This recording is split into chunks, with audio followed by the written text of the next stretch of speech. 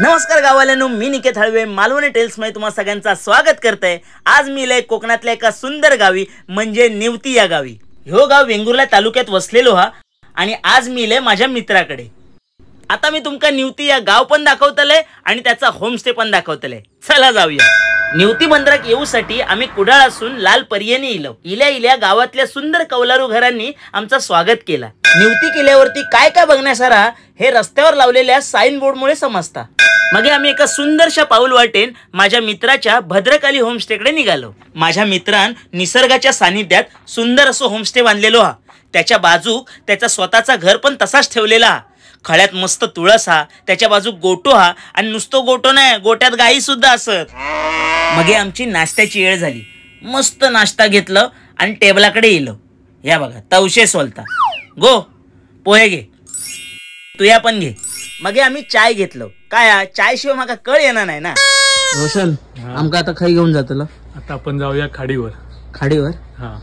त्याच्या घरातून निघालेल्या सुंदरशा पाऊल वाटेने आम्ही निघालो खाडीवर। खाडीवर जाताना ही सुंदर सुंदर घरा लागतात, मग व्हिडिओ काढूचो मोह का आवरणार नाही। घेतलाय वाडा कोलम आणि खाली आहे बासमती। आमचा मुंबईचा चेडू घालून हिलची चप्पल।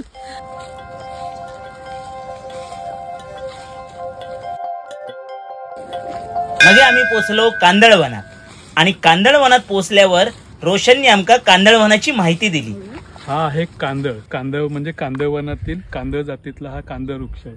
त्याला असं एक बिया येतात आणि त्याला असं ना एक टोक येतं। म्हणजे असं त्याचं वैशिष्ट्य असं ना की त्याचं जे शेंग असते ती सरळ अशी आपोआप अशी पक्व झाली की खाली पडते अशी पाण्यामध्ये आणि ती रुतते।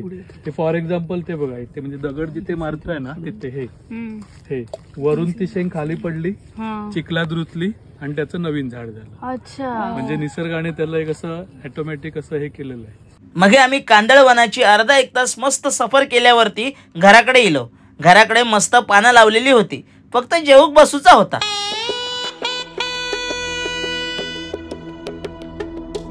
वाटभर जेवले, आता हात धुवूक जाते। हे बघा मासे खाल्ले। मग जेवून झाल्यावरती जिरूक पण होया। मग आम्ही चलूसाठी निवती समुद्र किनारी इलो।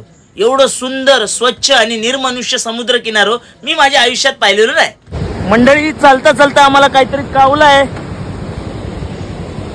काय असं या?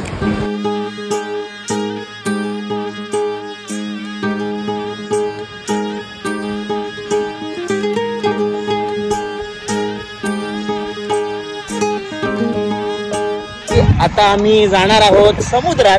त्यासाठी आम्ही लाईव्ह जॅकेट घ्यायला चाललोय। ह्या काकूंनी आमका लाईव्ह जॅकेट्स दिल्यानी। तर आता आम्ही चाललो आहे दर्यात आणि आमचं होस्ट असा मासे पकडू। चला तुम्ही पण आमच्याकडे या। ही पिशवी जरा डिस्टर्ब करता पण त्याच्या आतमध्ये लाईव्ह जॅकेट असतात आणि ते महत्वाचे असतात।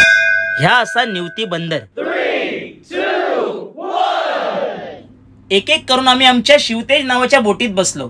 बोटीत बसल्या बसल्या आधी आम्ही लाईव्ह जॅकेट घातलं आणि समुद्र सफारीक निघालो। समुद्र सफारीक निघताना आम्ही सगळे होतो सुपर एक्साइटेड।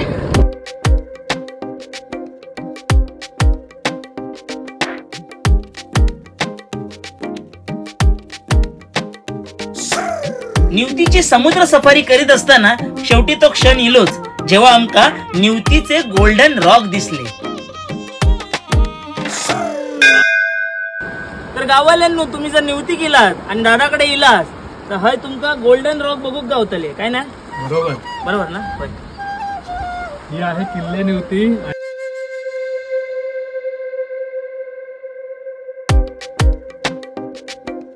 समुद्र सफारी करीत असताना रापण ह्यो कोकणातलो पारंपरिक मासेमारी प्रकार आमका लाईव्ह बघूक गावलो। ह्या सगळा बघी असताना आमच्याही मनात इला चला आपण पण मासेमारी कराय। तर गिल्लीट मासेमारीसाठी जे जाळं टाकायचं असतं आता आम्ही टाकलेलं असा। आता काही वेळाने आम्ही परत येतले आणि आमच्या नशिबात काय गावताला मासे, भावरे, शार्क जा काय असतला तर आम्ही घेऊन येतलो। 3, 2, 1 तर 1 तासाने आम्ही आलो आहोत पुन्हा आणि आता आपण बघूया आमच्या जाळ्यात कुठली मासोळी गावली बघूया। ता भला मोठा जाळा खेची असताना मनात फक्त एकच विचार इलो की मासेमारी खूप कष्टाचा काम हा. नाही म्हणक आमच्या वाटेक 2-4 मासे इले, त्यात एक जेलीफिश पण होती. Bye bye. तर मित्रांनो कसं वाटलं? गोल्डन रॉक सारखं गोल्डनच वाटलं. संध्याकाळच्या सुंदर अशा समुद्र सफारीनंतर रुपेश दादाक बाय करून आम्ही घराकडे इलो. घराकडे जेवण रेडीच होता. आपण मच्छी पकडलेली दिसते का? ओळखीची वाटते. बुगडी. अरे कुपा. ए तो बोले. तर मित्रांनो, तुम्ही कधी कोकणात इलास आणि तुमका कोकणी राहणीमान अनुभवायचं असात आणि ह्यो निवतीचो आजूबाजूचो परिसर अनुभवायचो असात तर नक्की येवा. भद्रकाली होमस्टे आपलाच असा.